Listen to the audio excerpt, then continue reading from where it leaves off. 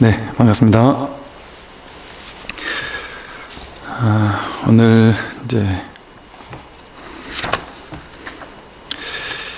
143쪽입니다. 네. 243쪽이네요. 네. 해능조사께서 조계의 보림사에 계실 때 신수대사께서는 형남의 옥천사에 계셨다. 당시 양 종파가 모두 크게 사람들을 교화하였는데 사람들은 이를 남쪽의 해능과 북쪽의 신수라고 불렀다. 남능북수라고 불렀어요. 남쪽과 북쪽에 두 종파가 있어 각각 돈교와 점교로 나누어져 배우는 사람들은 각 종파의 종취를 잘 알지 못했다. 이제 육조 스님께서 이제 보림사에 계실 때 이제 그 5조 밑에 같이 수학하던 그 동문이었던 거죠.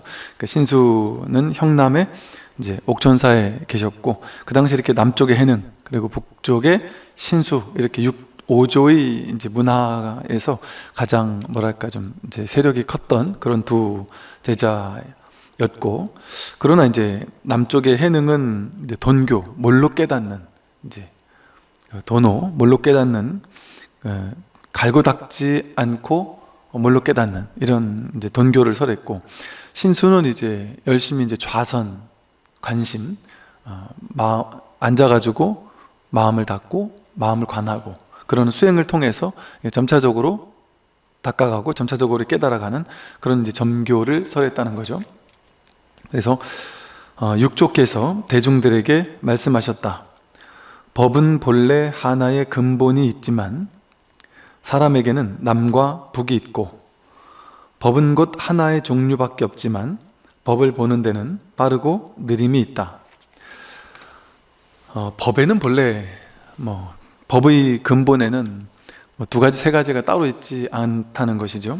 그러나 사람에게는 이제 남쪽 북쪽이 있고, 또 법은 한 종류밖에 없지만 법을 보는 데는 빠르고 느린 것이 있다. 그러다 보니까 이제 돈과 점이라는 방편이 서로 나뉘어진다라고 이렇게 하는 것을 설명하는 거예요.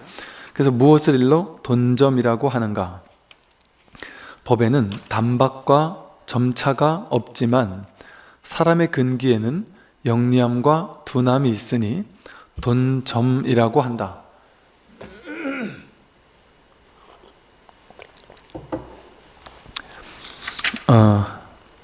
법에는 이제 단박과 점차가 없다.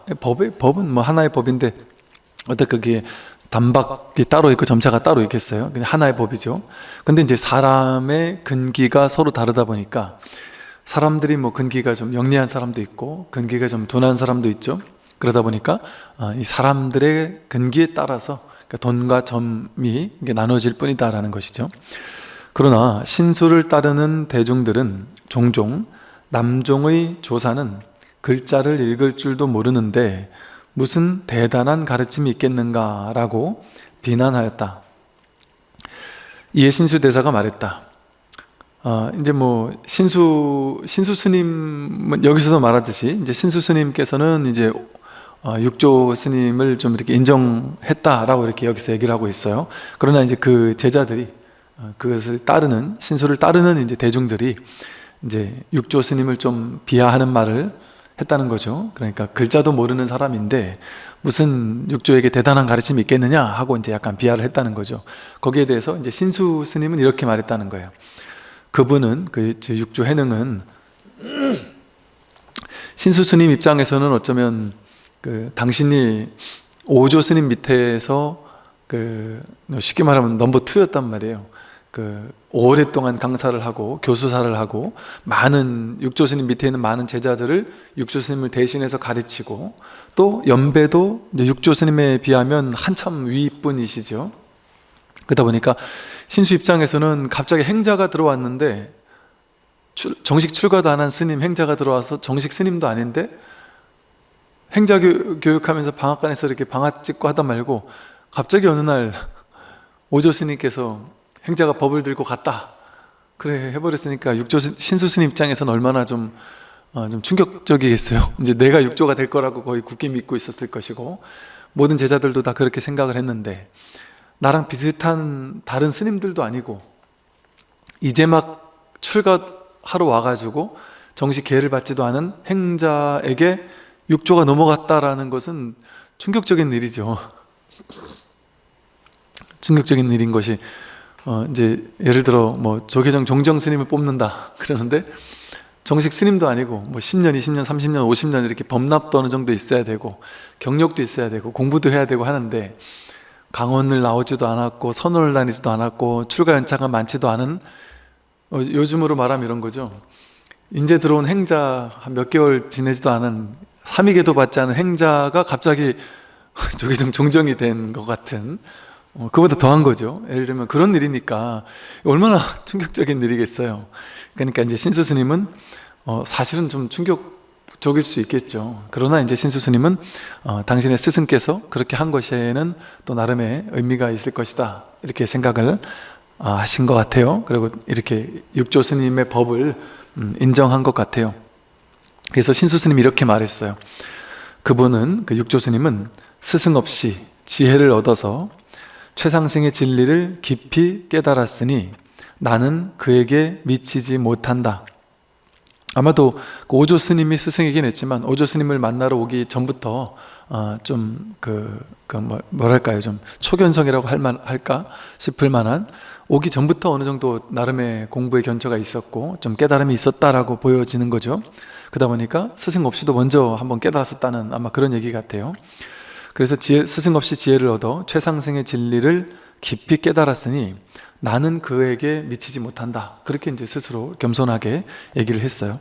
또 나의 스승이신 오조께서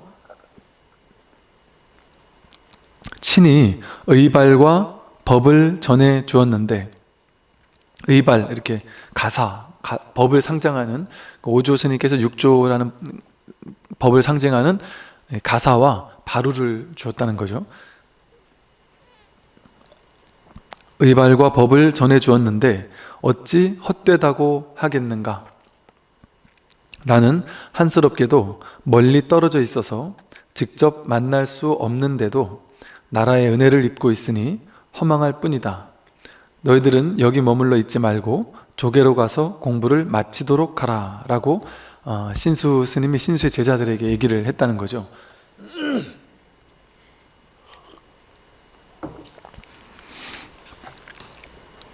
이 신수 스님이 이제 나라에서 모셔가가지고 이렇게 국사처럼 모시면서 이렇게 나라의 어떤 스승의 역할을 그렇게 하고 계셨어요.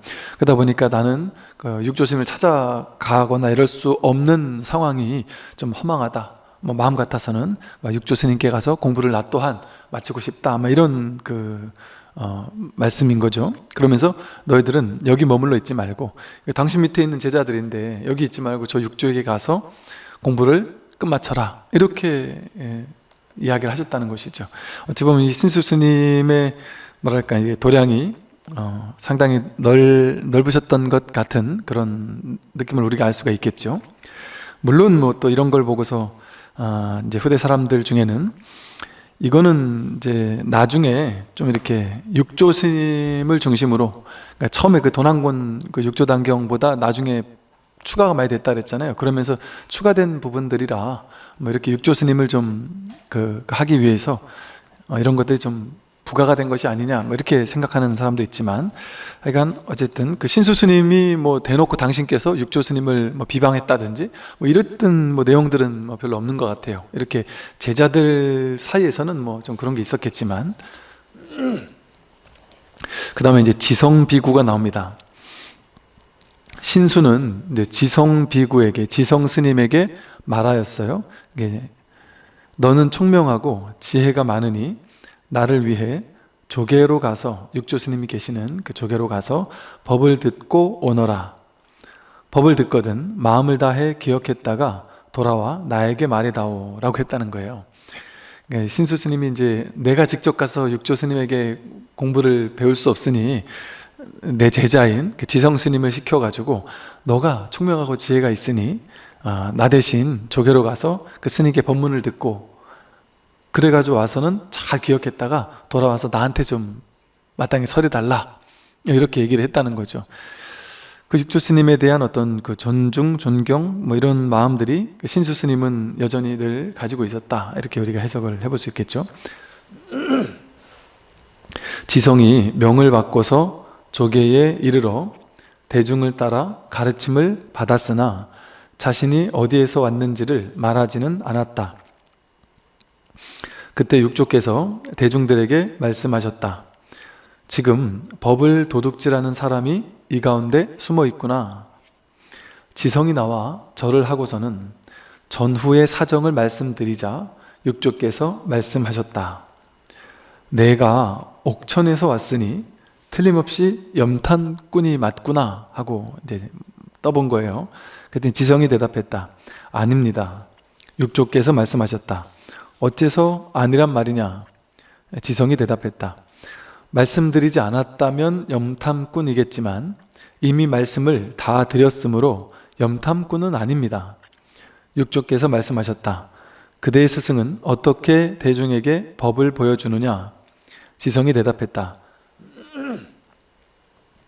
늘 대중들에게 마음을 쉬고 고요히 관하며 오래 앉고 눕지 말라고 가르치십니다.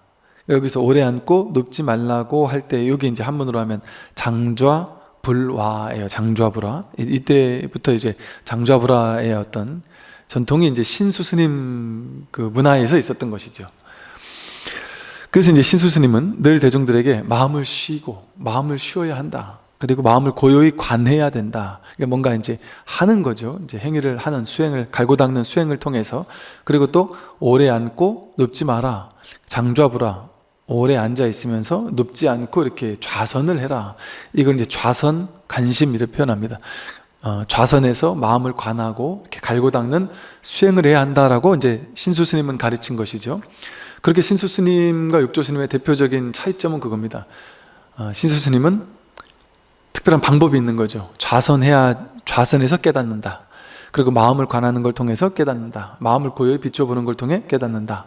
이런 어떤 수행법을 설하셨다면 육조 스님은 유의 조작하지 않도록 했던 것이죠.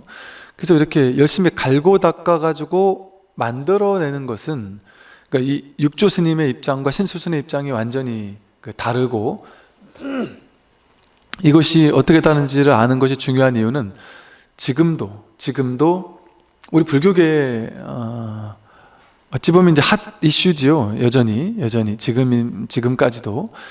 지금까지도가 아니라 이제 지금까지 우리나라 한국의 불교도 마찬가지였죠. 이 신수 스님 같은 불교였죠. 불교는 그러니까 그 육조 스님의 법이 오랫동안 이렇게 전해져 내려오는 종파들이 많은데도 불구하고 지금 이제 한국 불교는 이제 신수 스님의 가르침처럼 장좌불화하고 오래 앉아서 눕지 마라. 그리고 이제 또 나아가서 오히려 막 연불하고 독경하고 절하고 기도 참석하고 뭐도 하고 하는 어떤 그 유의 조작 내지는 어떤 수행하는 수행불교란 말이죠. 그러니까 이 당시 지금 신수 스님과 육조 스님이 가장 큰 차이점은, 신수는 수행을 통해서 깨닫는다. 열심히 갈고 닦고 하다 보면 점차 수행이 진전되어 가지고 점수적으로 진전되어서 결국에 깨달을 수 있다. 이렇게 얘기를 했단 말이에요. 그런데 육조 스님은 그렇게 해서 깨닫는 거 아니다. 법문을 간절히 발심을 하고, 마음 공부 아니에요. 마음 공부. 이거는 몸으로 막 갈고 닦는 게 아니다. 마음으로 내가 간절히 발심을 해서 이 법이 뭔지를 확인하고 싶은 간절한 마음을 가지고, 그리고 이제 법이 있는 스님 밑에 가서 법문을 듣다가 간절한 마음으로 법문을 듣다 보면 뭔가 꽉 막혔다가 모르겠지만 계속 법문을 듣다 보면 문득 도노한다는 거죠. 문득 이 자리를 확인한다. 그 문득 이 자리를 확인하는 도노가 가능한 이유는 뭐냐? 이 깨달음이라는 것이 나에게 없는 것이어서, 내가 중생들이 깨닫지 못한 존재들이어서 나에게 없는 것을 만들어내려고 하면 나는 깨달음이 없잖아요. 그러니까 깨달음이 나에게 생기게 만들려고 하려면 열심히 갈고 닦고 노력을 해야 되잖아요. 그럼 이제 세상 모든 공부가 마찬가지잖아요. 머리 나쁜 사람이 성적을 잘 받으려면 열심히 공부에 갈고 닦아야 되겠죠. 운동을 잘하려면 열심히 운동을 갈고 닦아야 되겠죠. 뭐든지 인과로서 열심히 했을 때 그 결과가 나타난단 말이죠. 그러면 그 결과는 없던 것이 내가 열심히 한 원인을 제공했기 때문에 그 결과가 나타난 거죠. 뭐 근육이 없던 사람이 헬스장에서 열심히 운동을 하면 근육이 생기겠죠. 없던 게 생기죠. 성적이 나쁘던 사람이 공부를 열심히 하면 성적이 나빴는데 좋은 성적이 생기겠죠. 이런 식으로 없던 것을 생기게 만드는 것, 그게 인과법이고 그게 수행이에요. 없던 걸 만들어내는 것. 근데 그것은 점차로 할 수밖에 없어요. 없던 걸 하나하나 만들어내야 되니까 운동선수들이 운동 실력이 조금씩 늘겠죠. 공부를 열심히 하면 성적이 조금씩 늘겠죠. 모든 유의 조작의 인과법은 나에게 없던 것을 만들어내려면 점차적으로 할 수밖에 없어요. 차차 좋아지는 거죠, 전부 다. 뭐 당연하잖아요. 근데 불교에서는 이 육조 스님께서 도노, 뭘로 깨닫는다라고 말씀하신 이유는 뭐겠습니까? 뭘로 깨닫는 것은 인과법에서는 불가능한 거예요. 즉 없는 것을 만들어내는 것은 뭘로 간대요. 여러분이 나는 조각가가 아니라서 조각하는 기술이 없잖아요. 그러면 조각을 열심히 배워가지고 조각을 하는 데까지 얼마나 많은 세월이 걸리겠어요. 못하는 걸 하게 만들어야 되니까. 그러니까 시간이 필요해요. 원인을 제공해서 열심히 갈고 닦아서 그 결과가 필요해요. 그런데 딱 하나, 본래 있던 거는 시간이 필요가 없어요. 하면 된단 말이에요. 아하 하면 된단 말이에요. 몰랐네? 정말 그렇네 하고 한번 그냥 내가 그냥 부처였네 하고 그냥 한번 확인하면 된단 말이에요. 근데 그 확인은 뭐겠어요? 도노는, 그래서 도노가 가능한 거예요. 도노는 없던 것을 만들어내는 건 도노가 아니에요. 도노가 가능하려면 있던 걸 해야 돼요. 있던 걸 해야 돼요. 맞잖아요. 그냥 머리로 생각해봐도 그게 맞잖아요. 이미 있던 것만 문득 확인할 수 있는 거지. 도노. 우리가 문득 이 자리에서 부처가 될 수 있는 거지. 부처가 아니면, 여러분이 만약에 지금 부처가 아니에요? 여러분이 지금 부처가 아니면 갈고 닦아야 돼요. 신수스님처럼 참선을 하든 연부를 하든 독경을 하든 부처가 되기 위해서 열심히 갈고 닦아야만 부처가 될 수 있습니다. 그런데 불교는 그런 종교가 아니란 말이에요. 지금 많은 사람들이 불교 그런 종교인 줄 알고 있어요. 내가 부처가 아니니까 열심히 갈고 닦아가지고 부처를 만들어야 된다 이렇게 생각한단 말이에요. 그러니까 도노는 말도 안 되죠. 그런 인과적인 입장에서는. 그 불교 깨달음이라는 건 비인비과라고 그랬잖아요. 원인이 아니고 원인과 결과가 아니에요. 원인과 결과가 있으려면 시간이 있어야 되잖아요. 법에 무슨 시간이 있어요? 분별에만 시간이 있죠. 분별에만 시간과 공간이 분별되는 거지. 어제와 오늘이 분별되고 하는 거지. 분별 너머의 법의 진리의 당초에는 시간이 없어요. 근데 어떻게 원인이 따로 있고 결과가 따로 있겠어요? 원인과 결과가 있으려면 그 사이에 반드시 시간이 필요한데. 즉 여기서 100% 완성된 부처란 말이에요. 우리는 부처예요. 그러니까 이걸 비유 들기 위해서, 이걸 설명하기 위해서 법화경에서는 이런 비유를 들죠. 집 나간 아들이, 큰 대부호의 아들이 집 나가서 40년을 떠돌다가 문득 거지로 떠돌다가 40년 만에 집 앞을 당도해서 집을 이렇게 구경했더니, 야, 이 집은 누구네 집인지 너무 대단하다. 근데 그걸 주인 어른이 딱 봤더니 저 거지가 내 아들인 거예요. 그래서 아들한테 내 아들이다 했더니 아들이 기절을 하고 도망가면서 날 해코 잘라낸 줄 알고 도망치더라는 거죠. 그러니까 아버지가 아들한테 네 내 아들이라는 말을 못하는 거예요. 아들이라고 하면은 안 믿으니까. 내가 어떻게 이 집안의 아들일 수가 있어. 이게 어떻게 내 거일 수가 있어. 안 믿는단 말이에요. 그런데 안 믿더라도 그 아들이 이 아버지의 아들인 건 변함이 없어요. 본인이 안 믿었을 뿐이지. 그렇잖아요. 그러니까 뭘 해야 됩니까? 믿기 위해서 막 현상적으로 보면 갈고 닦아야 되는 게 맞지만 본질적으로 보면 어때요? 본질적으로 보면 마음이 준비가 되기만 하면 돼요. 내가 부처라는 걸 확 받아들일 준비만 돼 있으면 된단 말이에요. 마음의 준비만 돼 있으면 그 얘기를 듣고 내가 여기 주인이구나 하고 확 믿어버리면 된단 말이에요. 근데 준비가 안 돼 있으니까 아버지가 불러다가 그냥 일하는 사람으로 불러가지고 월급 주면서 화장실 청소해라 그러면서 월급을 주기 시작했단 말이에요. 근데 화장실 청소하는 동안에도 부처예요. 주인이라는 건 변함이 없어요. 본인이 믿지 않았을 뿐이지. 본인이 아직 그걸 믿을 만큼의 거지로 산 습관이 너무 오래 길다 보니까 내가 거지가 아닐 수 있는 확률은 없다고 생각한단 말이에요. 습관이. 그건 습이잖아요. 습관이잖아요. 이게 우리 중생하고 똑같단 말이에요. 우리가 부처인데 우리가 안 믿어도 괜찮아요. 여러분 지금 다 안 믿잖아요. 안 믿어도 괜찮아요. 어차피 주인이니까, 어차피 부처니까. 그럼 부처님은 계속 팔만대장경에서 우리가 바로 부처인 이유를 하나하나 계속해서 설명하고 있단 말이죠. 근데 그래도 안 믿는단 말이에요.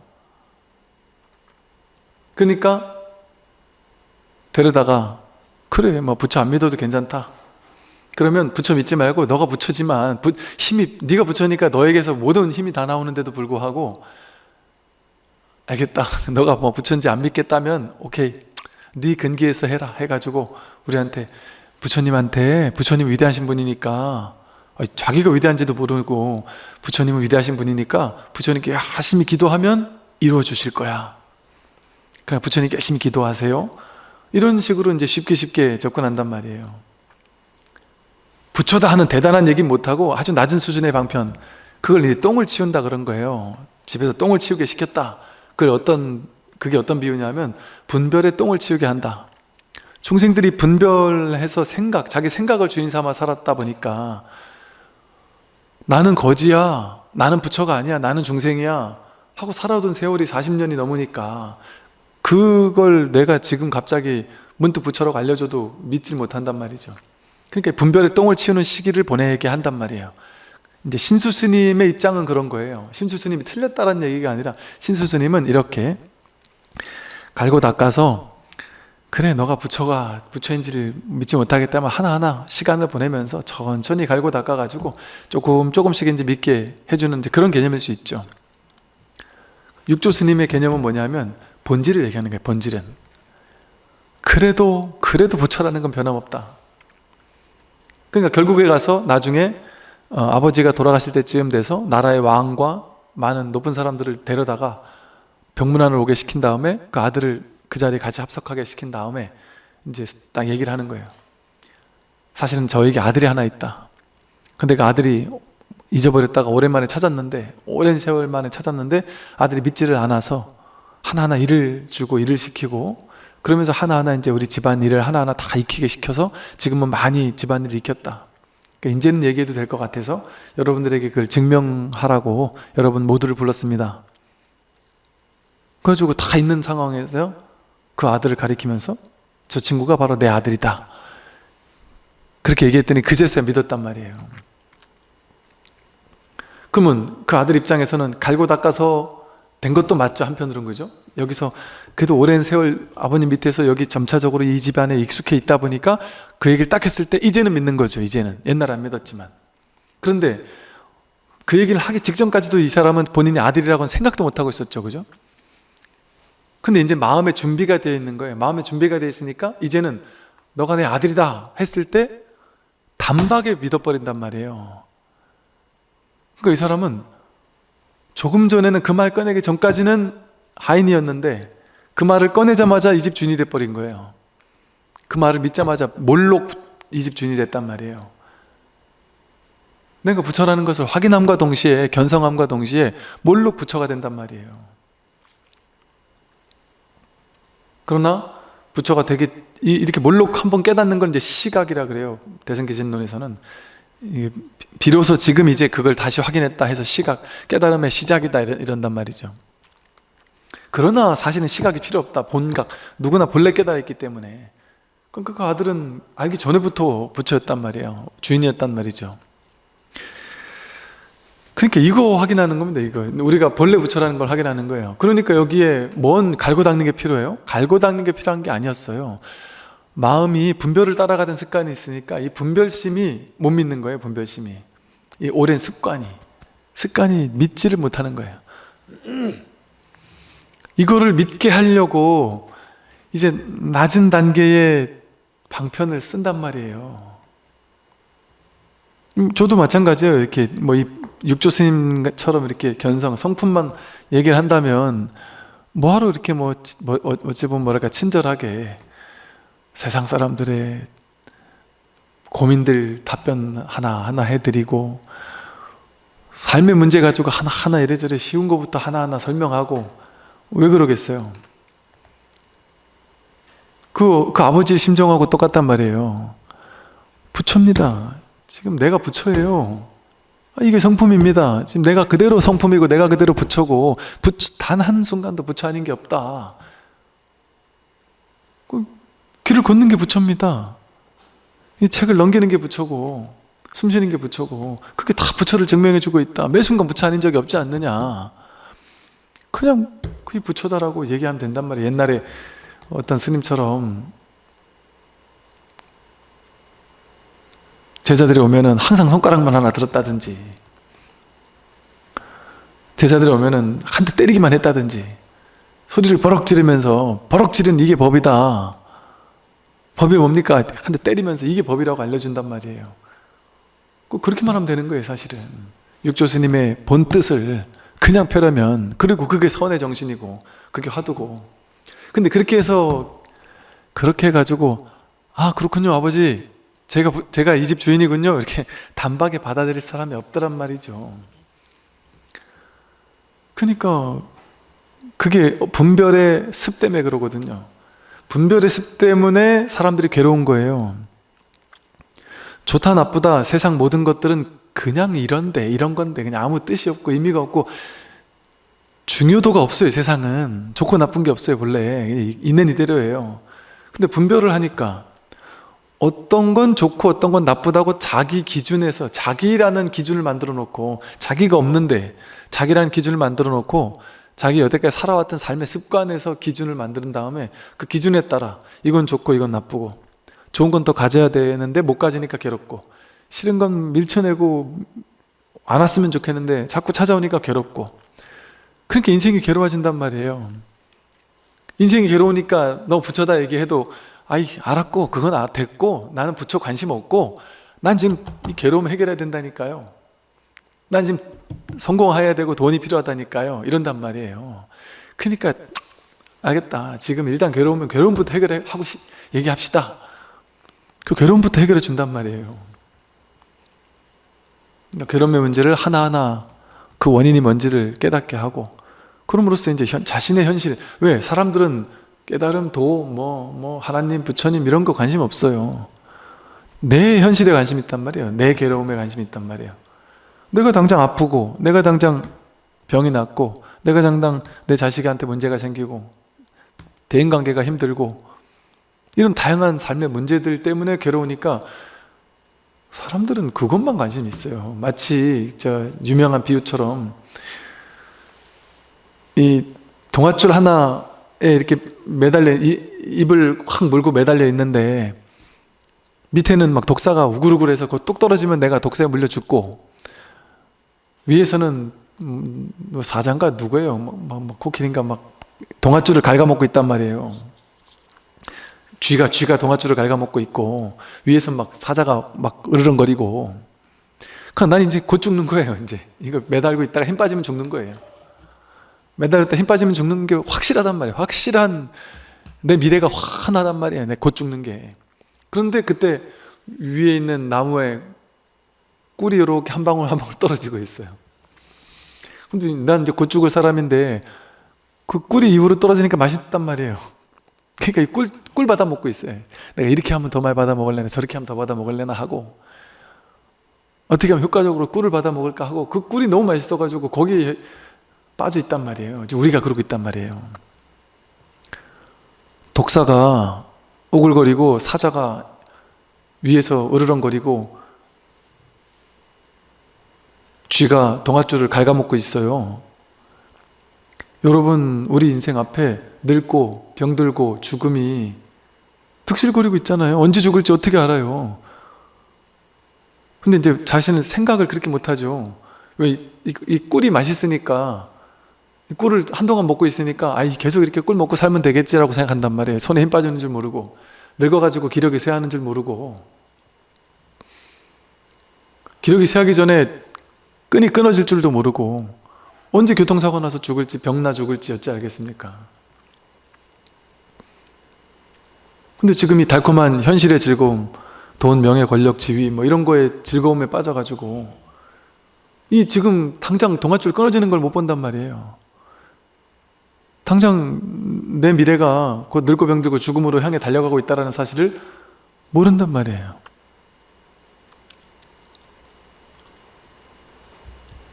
이거를 이제 빨리 깨달아야 되는 것이죠. 빨리 깨닫고 나면, 야, 지금 시급한 문제구나 이거.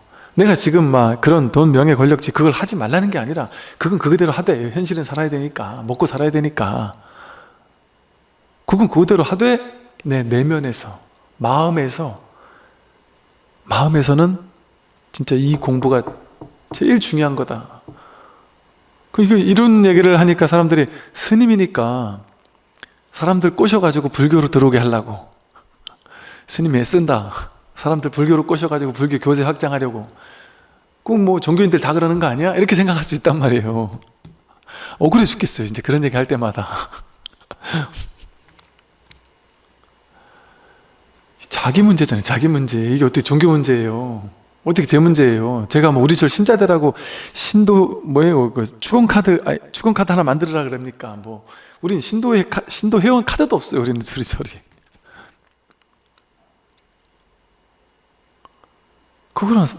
이거는 종교 문제 아니라니까요. 불교 문제거나 기독교 문제, 천주교 문제 이런 게 아니에요. 자기 문제예요, 자기 문제. 그러니까 제가 일본 하라는 얘기를 당당하게 하죠. 여러분한테, 일반 민간인들한테 자기 인생이 중요하잖아요. 근데 종교를 일본으로 해라 이런 얘기하면 제가 나쁜 놈 아닙니까? 그래가지고 세상 사람들이 종교에 빠져가지고 인생 패가 망신한 거 아니에요. 종교 일본으로 했다가, 그죠? 제가 몰라요, 알죠? 근데 제가 여러분한테 이 공부를 일본어로 하라 한단 말이에요. 그 뜻이 뭐냐? 불교를 일본어로 하는 거 아니에요. 이거는 불교는 불교가 아니에요. 그러므로 불교지. 금강경의 가르침이잖아요. 불법은 불법이 아니다. 이름이 불법일 뿐이다. 불법은 이름이에요, 이름. 불법이라고 이름을 했지만 그 불법을 이름한 거에 진짜 여기서 일본어로 해야 될 건 뭐냐? 자기를 일본어로 하는 거예요, 자기를. 불교는 뭐 하는 거예요? 자기를 깨닫는 거예요. 마음을 깨닫는 거예요. 그건 뭘 어떻게 해야 마음을 깨달아요? 마음을 깨달아야만 내 괴로움을 해결할 수 있단 말이에요. 자기 괴로움을 해결하고 손 털고 가라는 게 불교예요. 여러분, 이게 인류 역사상 있는 무수히 많은 사상, 철학, 종교, 뭐 집단 이런 것 가운데 대부분의 단체는요, 자기 교세 확장하려래요. 자기 단체 키우려래요. 그래서 열심히 가르쳐가지고 그 사람을 우리 단체를 더 키우기 위한 밑거름으로 이렇게 삼아서 우리 단체를 더 키우게 다 그런 거 하잖아요, 모든 단체가. 근데 불교만이 가지고 있는 독특한 문화가 있어요. 불교만이 가지고 있는 독특한 문화. 하산해라 이런단 말이에요. 좀 쉽게 말해, 좀 쓸만한 사람은 하산하라고 하는 거예요. 쓸만하지 못한 쭉정이들은 남아서 공부 더 해라 하고, 공부 제대로 돼가지고 훌륭한 사람은 떠나보낸단 말이에요. 내가 붙잡고 있어야지 나한테 이득일 거 아니겠어요? 나한테 도움 줄 거 아니겠어요? 아니라니까요. 그런데 불교에서는 공부했으면 떠나라. 우리 절에만 남아있는 거 아니다. 너가 떠나가서 너 스스로 자유롭고 행복하게 살고 또 이 은혜에 보답하고 싶다면 너가 조금 더 네 주변에 있는 힘들고 괴로운 사람들, 그 사람들의 괴로움을 좀 덜어주고 살아라. 왜 그럴까요? 이 법의 안목에서는 너와 나가 따로 없어요. 다 하나의 한 마음이란 말이에요.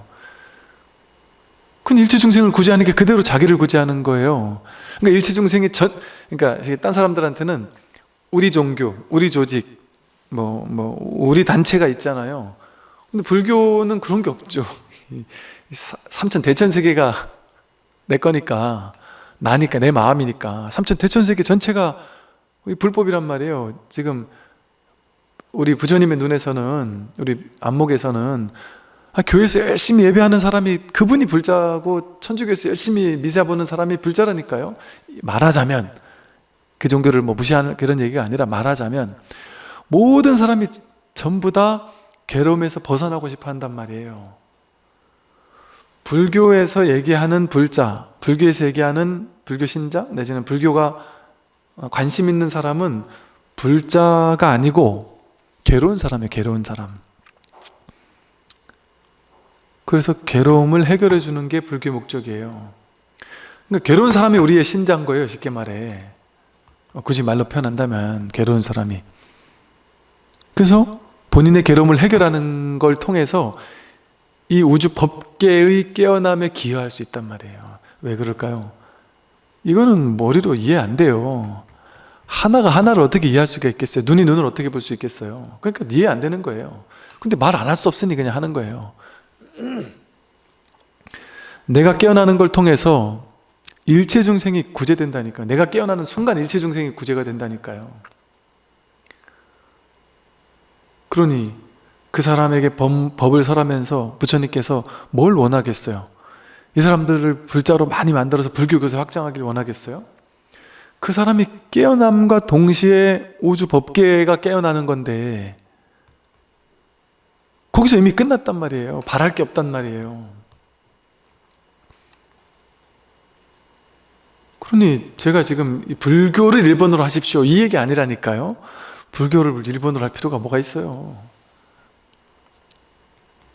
저는 목사님, 신부님들이 이 공부를 해가지고 탁 깨달아서 하나님 말씀하신 신성이, 영성이 바로 이것이구나 라는 걸 깨달아서 그 원죄라고 하는 근본 무명을 타파해가지고 내가 바로 하나님이고 하나님께서 말씀하신 언젠가 메시아가 온다고 했던 게 이 얘기구나. 그 메시아가 예수님이냐 마호메트냐에 따라서 막 종교가 나뉘잖아요. 이게 기독교냐 개신교냐 아니면 무슨 유대교냐 이런 게 나뉘잖아요. 그 예수님이냐 마호메트냐가 중요한 게 아니라 나란 얘기구나. 언젠가 오게 될 거라는 그 메시아가 이렇게 오는 거구나. 이렇게 나로서 내가 깨어나는 걸 통해 여기에 이렇게 내가 온 거구나.